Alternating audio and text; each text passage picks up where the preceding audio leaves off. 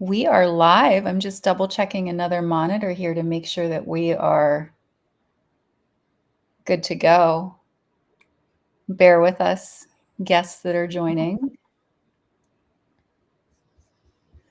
Let me see what's going on here.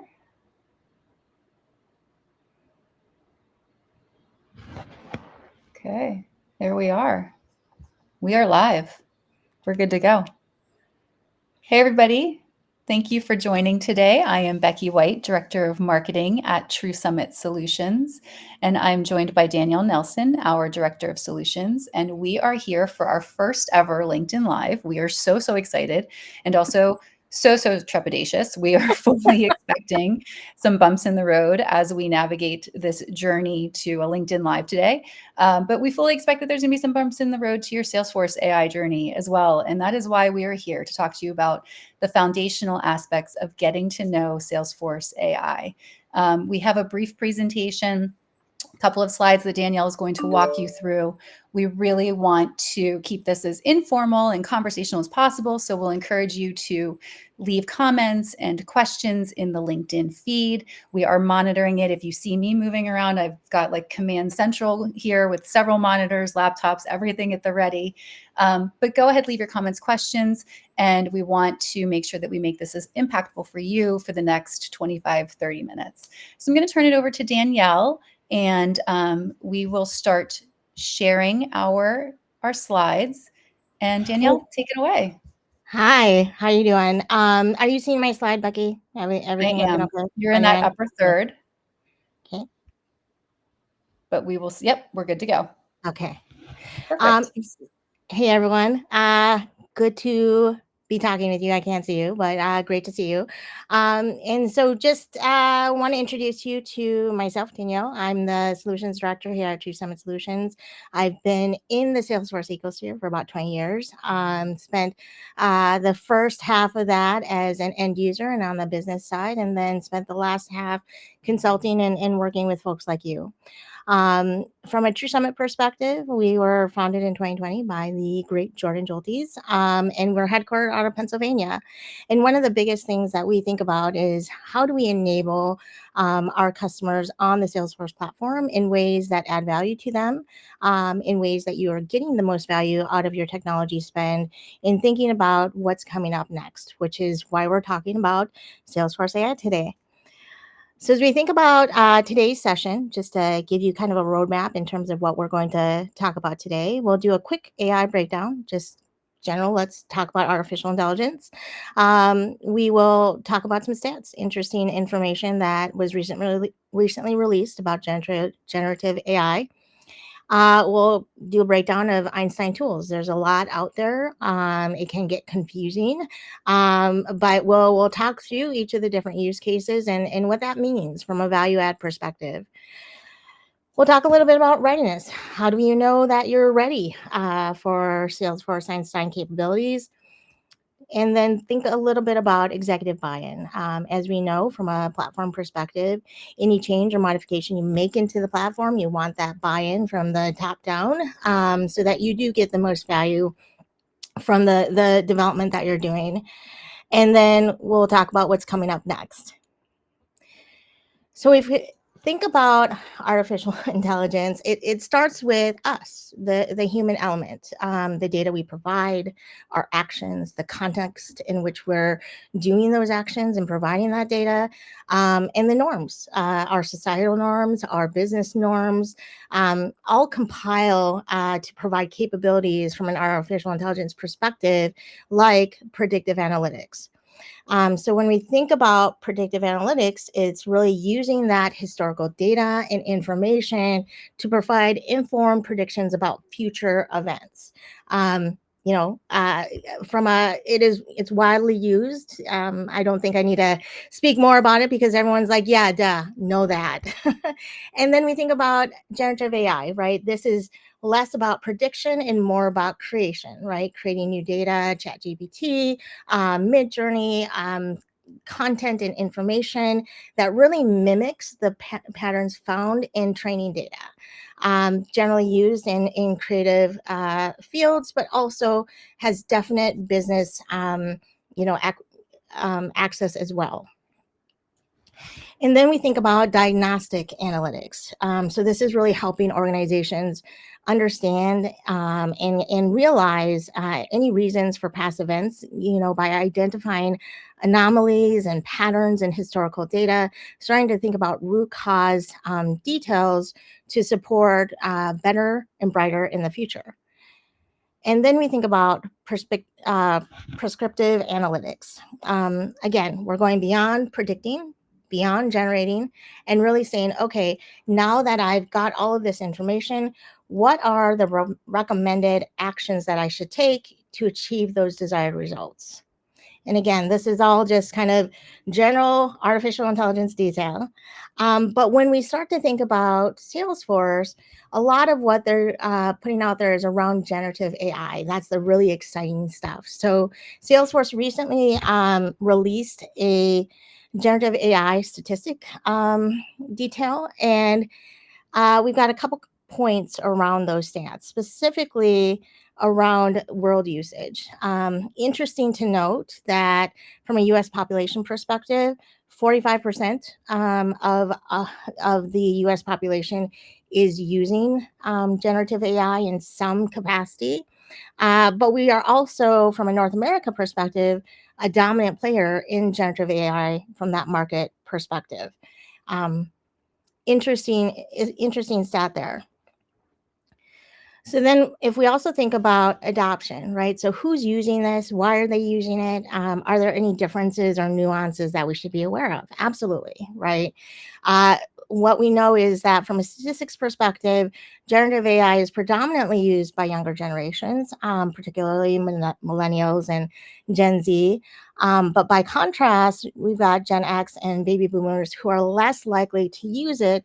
And a lot of that kind of less likely reason is really around understanding what it is and how it will impact their life, and how can we take it from this very shiny thing that everyone's talking about to very tangible outcomes for my day-to-day, for my professional life.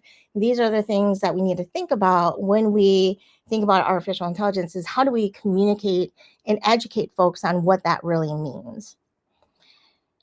And then when we think about the evolution of it, right, there's a lot of fun toys out there across the board. But when we think, how is it going to impact our business day to day? What we know is that there's a strong trend towards adoption and prioritizing this usage in the workplace. And as you can see by the stats, 2/3 of IT leaders surveyed are prioritizing this within the next 18 months. And 33% have said it's a top priority. And so that's why we're having these conversations. And that's why it's important to really understand, how do you know if you're ready or not? What do you need to do to get ready? And how is it going to add and maximize the value that you're getting from the platform, which is what we'll go into next. There's another stat, Danielle, that I've Mhm. been really kind of harnessing and using a lot lately. And in Mhm. fact, I think I even used it in the promotion of this webinar, which came from LinkedIn's Work Trend Index report, which was just released, I think, 2 months ago. And that stat is that 80% of business leaders agree that AI adoption is critical to remaining competitive, but Mm. only 60% think that their company, but not only, but 60% think that their company lacks a vision and plan to Mm. implement. So they know it's important. They know, the business leaders at large know that they need to be tackling it, but they don't have any confidence that they know how to. Sure. And then that complexity is layered in by this concept of BYO AI. So Mhm. folks just Yeah. bringing their own AI tools Yeah. and using them to what you're saying here, using their own Gen AI tools the way that they want to Sure. maximize their day or do more with their tasks. Yeah. So it's really interesting to me, that dichotomy.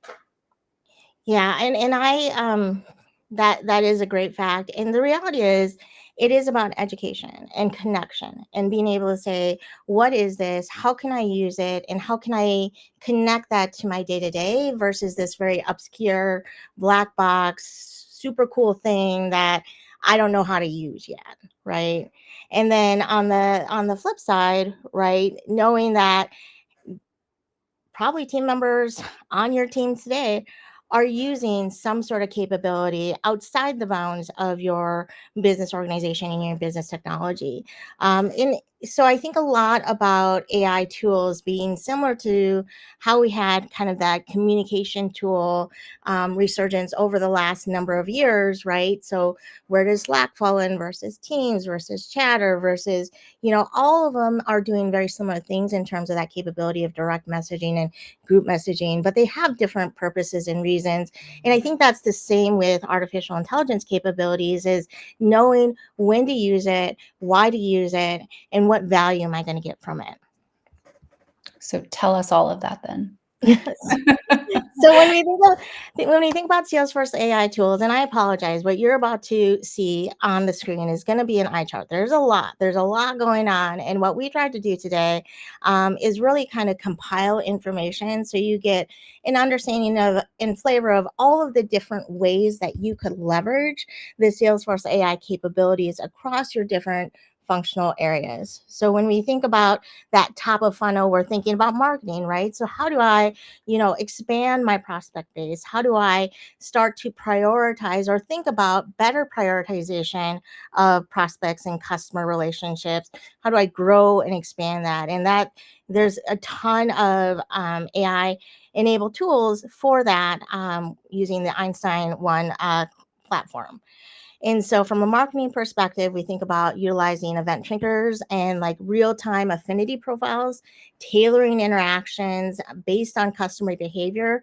Remember when we talked about, there's that human interaction component, being able to leverage the data and information that's coming in to, again, personalize that communication, those interactions, and getting them at the right moment in their buying behavior. Also from a marketing to sales perspective, implementing AI scoring and key account identification, right? There's a ton of market space out there. How do you prioritize the high value prospects and focus and hone your efforts on what are the most promising opportunities that you absolutely need to start doing with this kind of scoring capability, and that much better with the artificial intelligence component there. And then really starting to segment your customers, right? Segmentation of customers has been going on forever. And Becky, you're in marketing, so you know this. But how do you do it without having to basically brute force that segmentation? Build your own models, right? In terms of those marketing campaigns, think about lookalike modeling. These are things that we have been trying to do in kind of that technology investment and spend perspective for a while, right? Why use your time doing this with brute force when you can use automation and intelligence to get you there? And so when we think about that next step in the process, we think about sales, right? Sales, we're constantly in communication with our opportunities, with our customers. How do we, in this day and age, personalize emails, personalize interactions without having to spend minutes and hours on follow-ups and thinking about how I tailor every interaction for my prospect and client, because that's what's expected today, right? Is that me, and thus any interaction you have with me is going to be about me, right? And so really thinking about how do we use the data that's already there, the actions that are already there, the information and context and norms to provide that detail and generate that kind of communication pattern without me having to really do that heavy lifting. There's always going to be a point for human interaction. This is also critical, right? Is you definitely want to not lose sight of that, but also start to think about what are the low value items that I can sweep from my day to day, and then focus more on those high value items. So when we think about kind of the next step in the process, order management, e-commerce. So if you're using commerce capabilities, really thinking about how do I personalize and again, make very, very specific actions and interactions add value to my customer in that e-commerce and order management process, thinking about how do I tailor product suggestions. It used to be back in the day you would have these like suggested products. So you'd have a product and then here are all my suggested and recommended products. But those were defined by someone in the back end making those determinations versus having data already existing in the system, providing you the very best information in a dynamic way to that customer. So these are things to think about of number one, are you ready for it from a data perspective? And number two, how can you really start to integrate these capabilities into the different experiences that you might have. And I'm going through these quickly, and I know that, and that's on purpose. There is a lot of great documentation out there on all of these capabilities and tools. And as Salesforce does, is they are constantly evolving these. And so I just want to give you a flavor of all the different applications you can have based on that customer experience, knowing that these will continue to evolve, and there's a lot deeper detail available to you. So when we go on to service, right? So we think about all the things we had just talked about, right? So how do I, mine for the most interesting insights from a conversation or from a case? How do I think about connecting dots between what might exist in knowledge and in recommendations in order to close my cases faster? How do I use, the automation capabilities and the AI capabilities to conduct more case deflection? How do I think about the interactions and the different channels people will want to grab support from, right? They might not want to email, they might not want to phone, they might want to chat. So these are things to think about is your core capabilities of how you support your customers and how can you integrate and immerse the AI capabilities in there to make the job a little bit easier and the experience a heck of a lot better.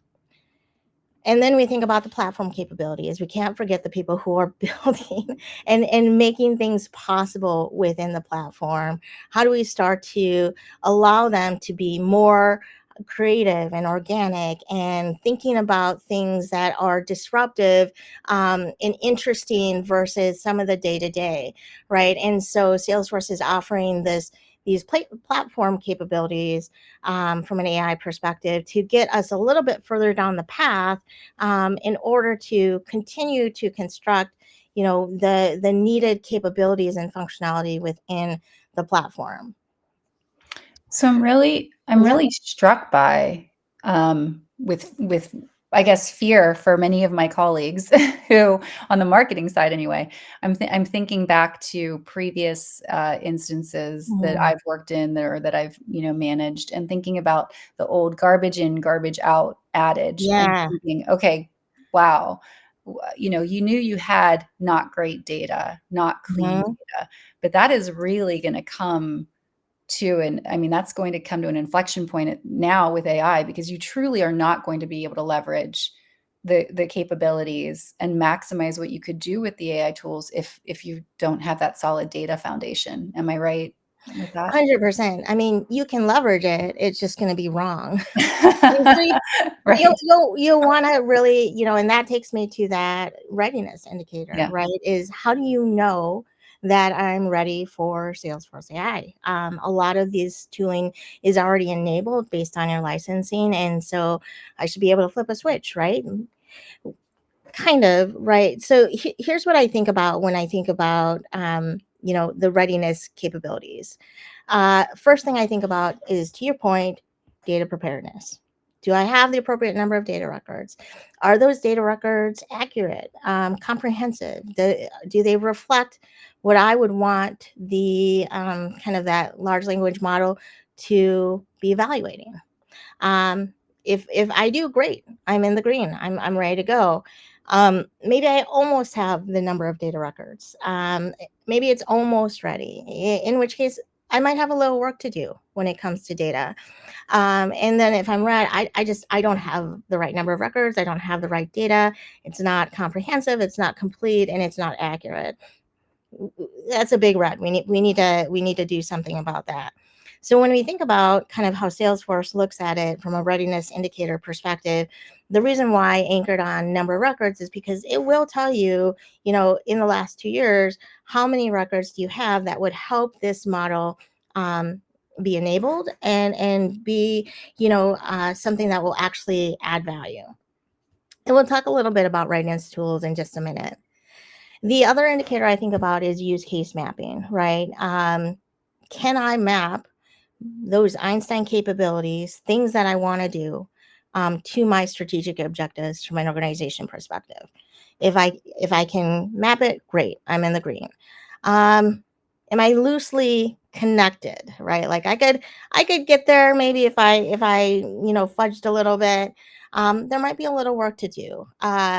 Or is it super cool but not sure how it would help our strategic objectives? That means you're in the red. You got to think about this. And what I would argue is, and again, I work for TruSummit Solutions. I don't work for Salesforce. However, I do think that the tooling allows for so many different use cases, that absolutely you should be able to find some connectivity there. And then when we think about the third indicator, we think about executive buy-in, right? Do I have an executive champion, someone who is informed, interested, on board for spend, understands, the bumps and, along the way, and is able to say, hey, I'm going to lead the charge, right? We understood that, 67% of IT leaders want to do this in the next 18 months. Do we have that executive champion? Or am I in the yellow here, where I have someone who's interested, thinks it's cool, doesn't really know how to align it, and isn't ready to, really think about the change management and the budget and the timeline for it? Or am I in the red, where, the executives, my team has acknowledged it, said, that sounds great, but it hasn't really, made it to the next step of either education or buy-in to the process. And that's such a great point. And we actually had a comment in the chat about this as well, which is that executives have a tendency, because they have so much on their plate, they can be overwhelmed by 100%. this scale of the potential scale of this. So let's say that I've got I feel, as the marketing leader, I've got my records in a row. I feel that I've got my use cases identified and my outcomes identified, or my desired outcomes identified, Mhm. but I don't have that buy-in. What can I do?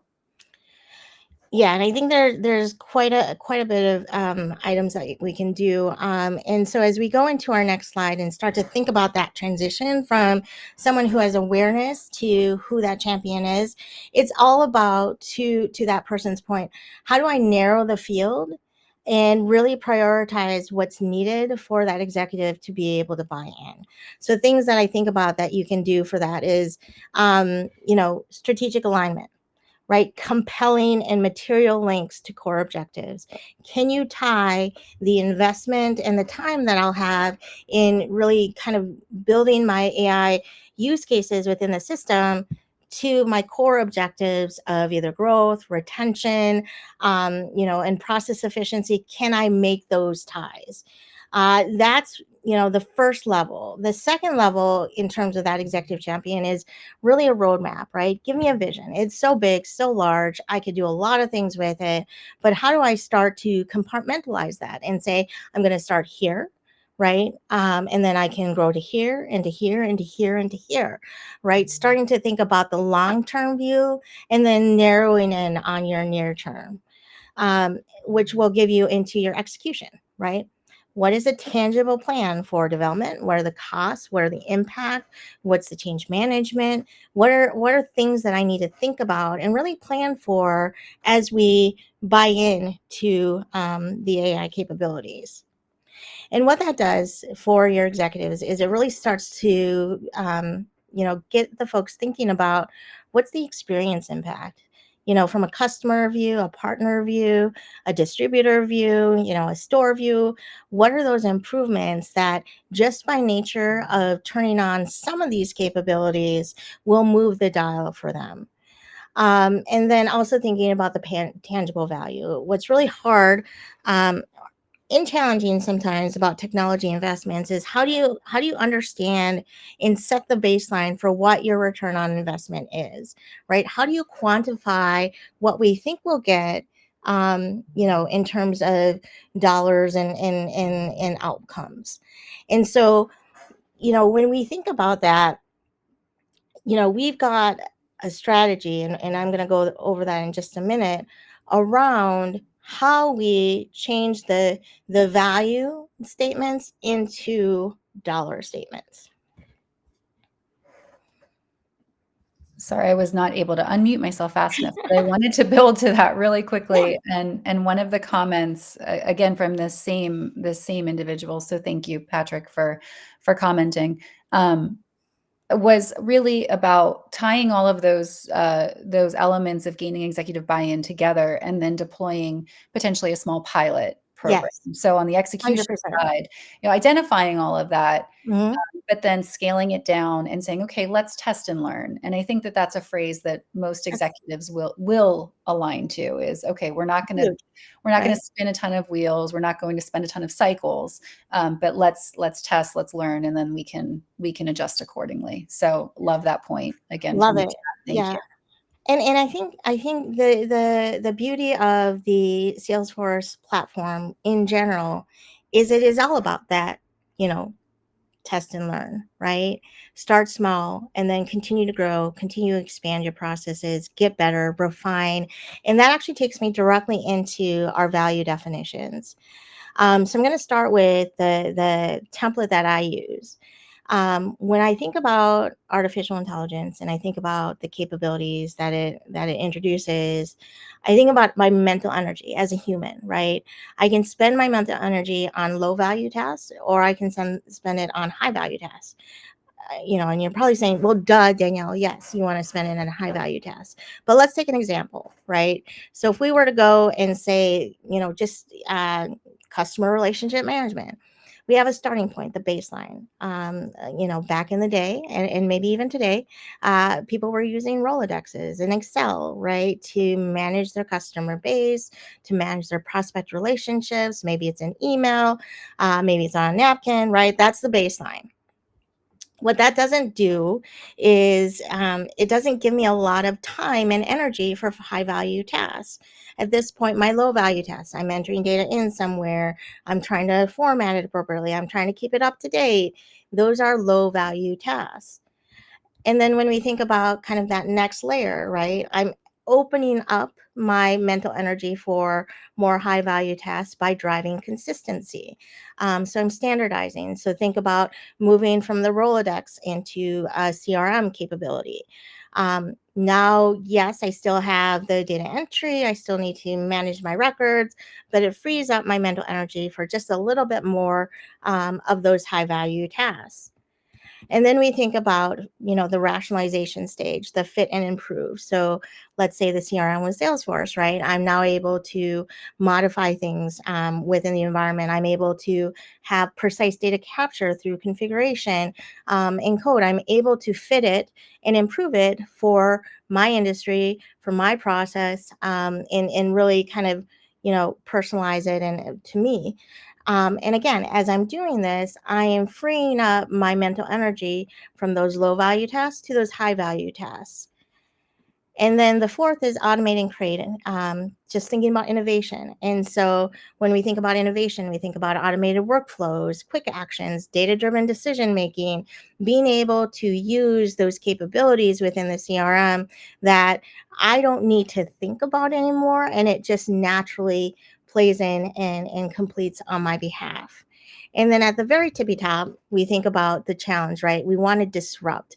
And we don't mean that in a negative way. We mean it in a like, hey, now that I have, let's say an AI capability built in, I'm able to use all of my mental energy for those high value tasks and use the system and the data and the programming for those low value tasks. And so when we think about the value definition, the way that that starts to come into play is through, like if we were to take a sales example. So let's take, just a general email, right?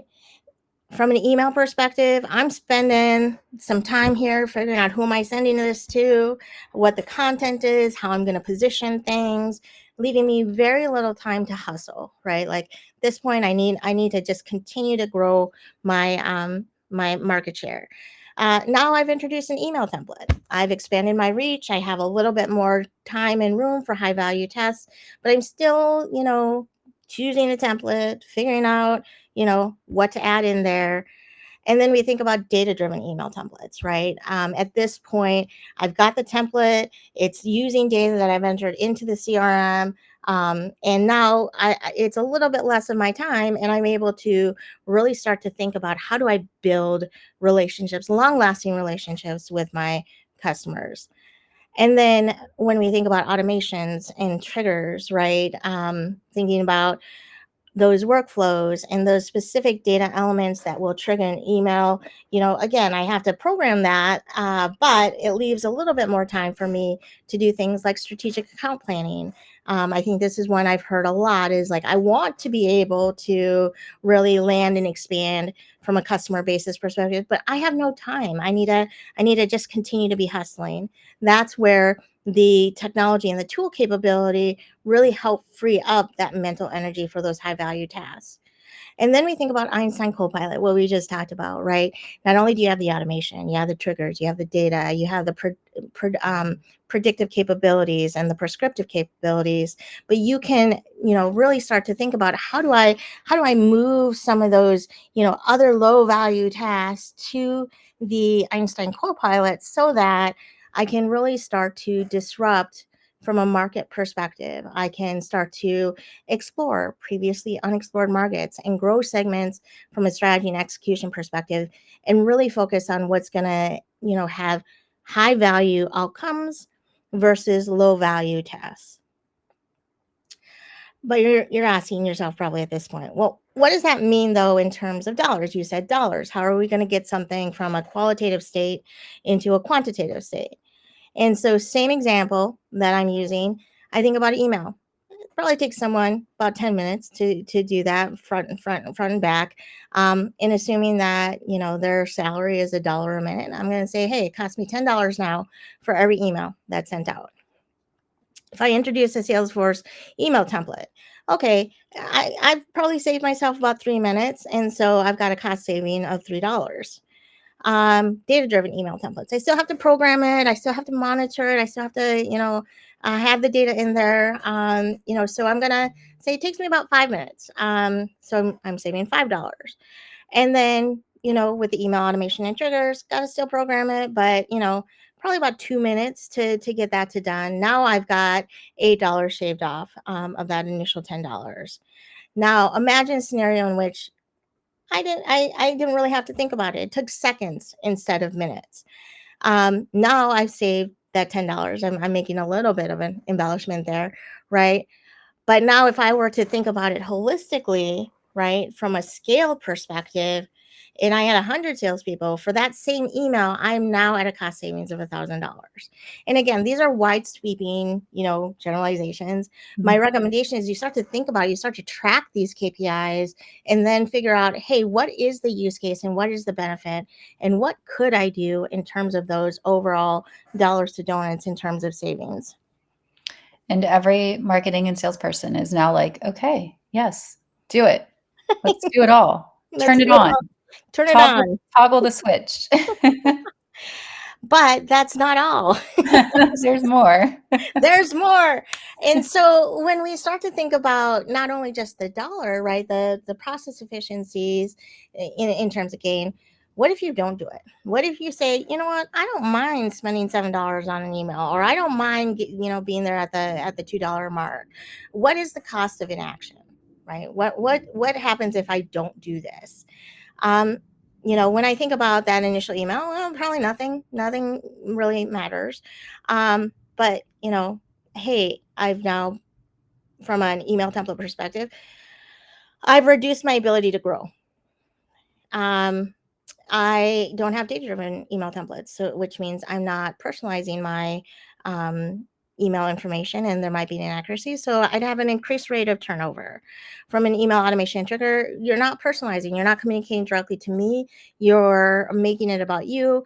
More attrition, higher attrition, and then not exploring or not having the ability to explore markets and additional segments from a growth and strategy perspective, net new expansion goes down. And so again, you can quantify those, put dollars to it. But I think there's two sides of this coin: is the cost of more efficient and effective productivity, and the ability to focus on high value tasks. And then there's the cost of not doing anything. So simply by staying stagnant, right? As your competitors and as your different businesses continue to grow and act upon this, you're now going lower and lower in terms of your ability from a value perspective on the platform, and your ability to dynamically change for the marketplace. So when we think about the value exercise, it's a very, very small use case, right? It's an email template. But as you can see kind of the how you start to build that value use case for your executive. And as we talked about before, taking that value add and then being able to articulate, hey, this is what we can do from a pilot perspective. This is what we can do just to get some immediate gains. And this is maybe a long-term roadmap that will have substantial savings and or gains based on the direction that you go with your artificial intelligence strategy. We had another really fantastic comment in the chat, and it was about the inherent overcoming the inherent feeling of lack of control in the Mm, examples that you're providing. mm-hmm, And so all of a sudden, when we're letting the machine do it and potentially do it better than us, that's mm-hmm. a scary thing. And so there's this change management component or aspect of this whole conversation that has to take place from just a people perspective of assurance, assuaging Yes, concerns, explaining like the education factor, because that loss of control is scary, and self-appointed control freak. I can completely say that 100%. Although this comment came from the chat, not from me, but yes, I can definitely see that there's this whole other element too of education and change management within the org. 100%. And I like the way that you said it, assurance, right? And that's why when we're talking about artificial intelligence capabilities and that Salesforce offers, and again, there's a lot of documentation, and we could provide that maybe after today's session around that Einstein trust layer, around the fact that, there are bumpers and boundaries to this capability. But I also think there is a certain extent of the proof is in the pudding, right? You got to turn on, you have to see, you have to refine, and then you continue to see. And that's how you build trust, is the recognition that it's not going to be day one turned on and 100% solving all the problems. No technology is going to do that for you. It's more, let's turn it on, let's evaluate it, let's refine it, and let's keep moving forward. And again, we this is one of 3 sessions, and so I love that, is like from a change management perspective, how do you include people in the conversation? How do you make sure that they understand this isn't about obsolescence, right? But more about evolution, right? What more can you do during your day that is a high value task than doing these kind of, incremental, more manual, more low value tasks?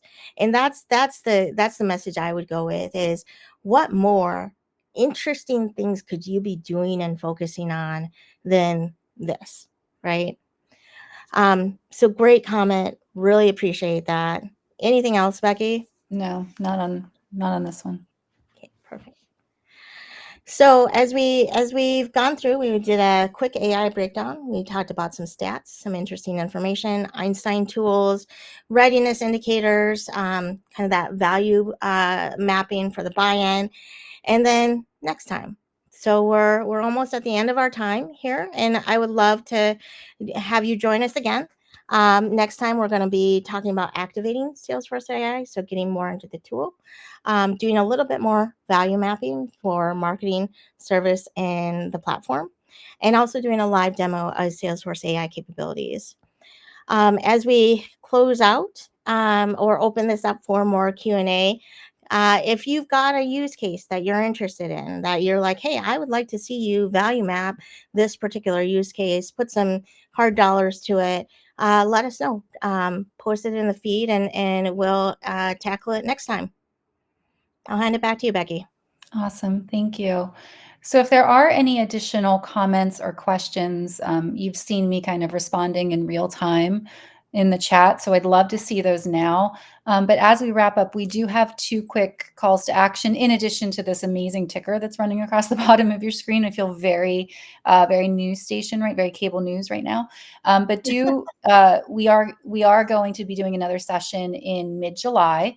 And during that session, we would love to have the use cases you want to talk about to surface. So feel free to drop those in the chat, and we will work on those over the next couple of weeks and get them prepped for the July session.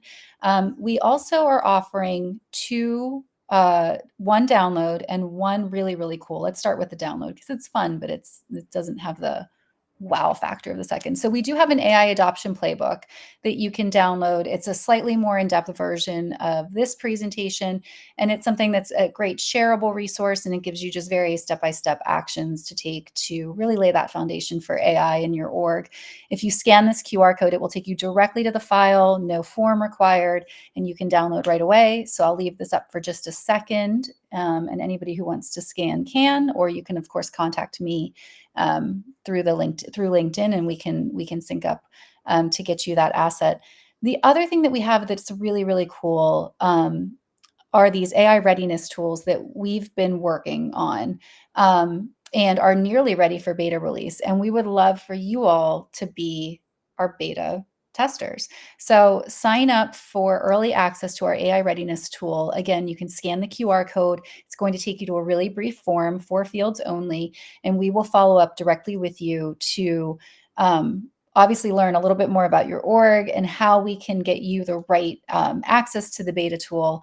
But we're super, super excited about this, and we would love to collaborate with real users out there so that we can make sure that everything that we're doing is best meeting your needs and your business objectives. So that will be up here for just a second as well. I'm not seeing any other comments or questions in the chat. So I think we're probably good to wrap up this first ever LinkedIn Live. Virtual high five. We did it. Congratulations. Great job. Thanks to everyone for joining and for sticking with us for the conversation. It was a really good one. And we will have a session again, as I mentioned, in July, and then a third session in August. We're doing AI all summer long. So stay tuned. Follow us on LinkedIn to ensure that you get the posts and the updates on the next LinkedIn Live. And that's it. Awesome. Thanks, Thanks, everyone. guys. Have a great Thursday. Take care. Bye.